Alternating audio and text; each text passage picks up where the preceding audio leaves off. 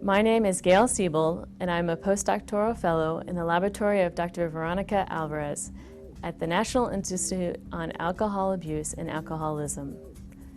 This work was performed in collaboration with Dr. Kathleen Grant and Andrew Rao at the Oregon Primate Center and Dr. James Dene at Wake Forest University, who provided the non-human primate tissue used in this study.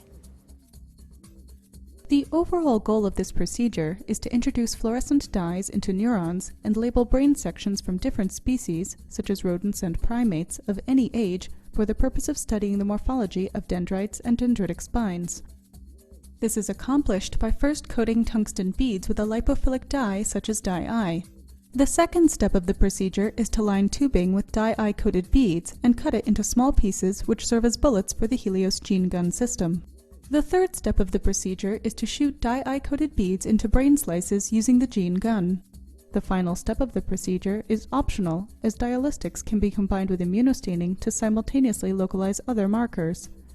Ultimately, results can be obtained that show sparse fluorescent labeling of neurons suitable for high-resolution imaging, such as confocal or two-photon microscopy, and the study of dendritic branching and dendritic spine morphology. The main advantage of this technique over existing methods is that DiOLISTIcs can be applied to brain sections from animals of all species, ages, and genotypes. It can be used in combination with immunostaining and produces sparse fluorescent labeling that's suitable for high-resolution microscopy. Before making bullets, coat tungsten beads with lipophilic dye. In a chemical fume hood, add 450 milliliters of methylene chloride to 13.5 milligrams of lipophilic dye-eye for a final concentration of 30 milligrams per milliliter.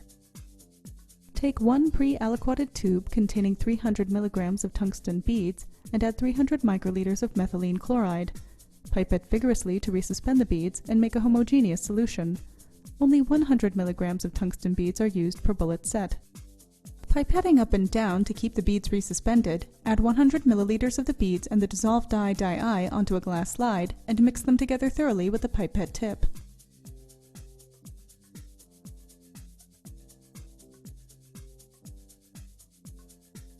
Allow to air dry completely until the beads turn light gray. Place a clean piece of waxed whey paper under the slide. Using a clean razor blade for each color of bullets, scrape the beads off the glass slide and dice them into a fine powder.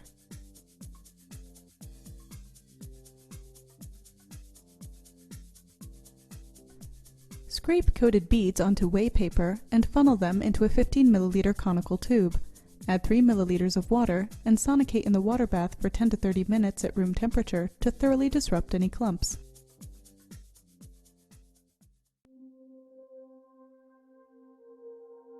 Cut 0.7 meters of Tevsil tubing with an angle on one end and connect the other end to a 12 milliliter syringe using a tubing adapter. Place the free end into a tube containing 10 milliliters of a 10 mg per milliliter polyvinyl pyrrolidone or PVP solution and draw the solution completely through the tubing and into the syringe. Vortex the bead solution while pumping with the syringe to make a homogeneous mixture. Working quickly to avoid precipitation of the beads, draw the solution completely into the tubing. Avoid introducing any air bubbles, which will prevent the beads from attaching to the tubing in that spot. While holding the tubing taut from both ends, tilt it from side to side to evenly distribute the beads. Feed the tubing into the prep station and allow the beads to settle for 30 to 60 seconds. Use the syringe to slowly but smoothly remove the water, leaving the beads behind. Immediately disconnect the syringe and begin spinning the tubing. Adjust the nitrogen flow on the prep station to 4 to 5 lpm. Dry for 10 to 20 minutes until water droplets are no longer visible. Remove the tubing from the prep station.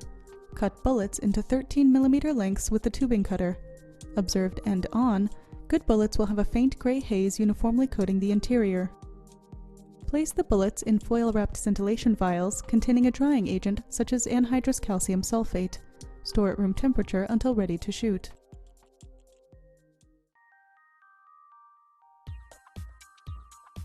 DiOLISTIC labeling can be used to stain neurons in brain tissue from diverse species and ages, and preserved using various methods. Place slices of brain that have been fixed either before or after slicing into the wells of a 24-well plate.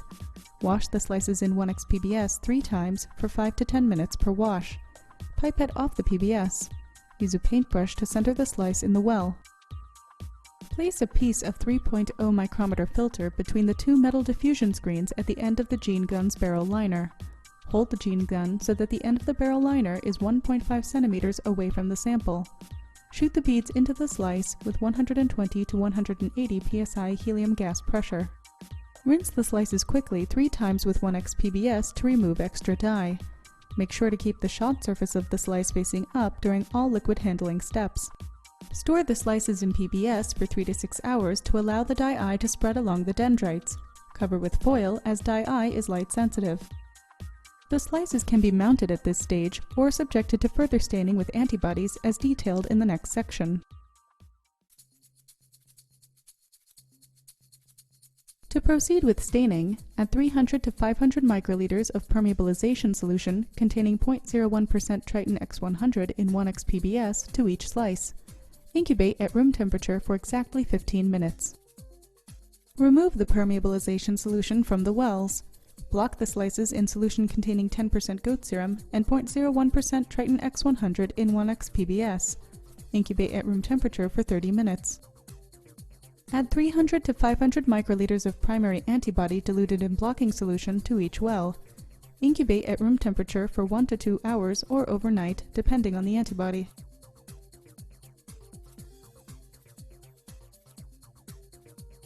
Wash slices 3 times with 1x PBS for 5 to 15 minutes each wash.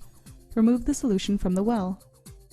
Add 300 to 500 microliters of secondary antibody diluted in blocking solution to each well. Wash 4 times with 1x PBS for 5 to 15 minutes each wash, as before. Mount the slices onto a glass slide with fluorescent mounting medium and cover with an 18 by 18 mm cover slip. Allow to dry for 6 to 12 hours at room temperature before sealing the edges with clear nail polish.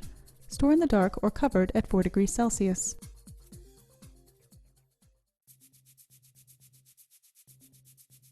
Exemplary images of labeled brain sections are shown here. 2 important characteristics to look for are a sparse labeling pattern at low magnification and the ability to identify individual cellular components. Incorrect preparation of the bullets or overfixation of the tissue can lead to bad labeling, as shown here. Troubleshooting tips are provided in the text. Here, there is a confocal image of a striatal medium spiny neuron from mouse brain and its complex pattern of dendritic branching. The optical sectioning achieved when using confocal microscopy allows for isolation of single-labeled cells in the tissue section. High magnification images show dendrite segments from a rodent brain and a non-human primate brain. Note the high intensity of fluorescent staining achieved with this technique, resulting in well-defined dendritic spines. When combining diolistics with immunostaining, this image shows an example of co-localization of dye eye labeling in red with immunostaining for GFP expression in green. This image corresponds to a striatal slice from a transgenic mouse expressing the fluorescent protein GFP under the D1 dopamine receptor promoter. After watching this video, you should have a good understanding of how to prepare bullets and use the gene gun to sparsely label neurons with fluorescent dyes. This technique allows for the clear visualization of neuronal morphology and for the study of dendrite branching and spines.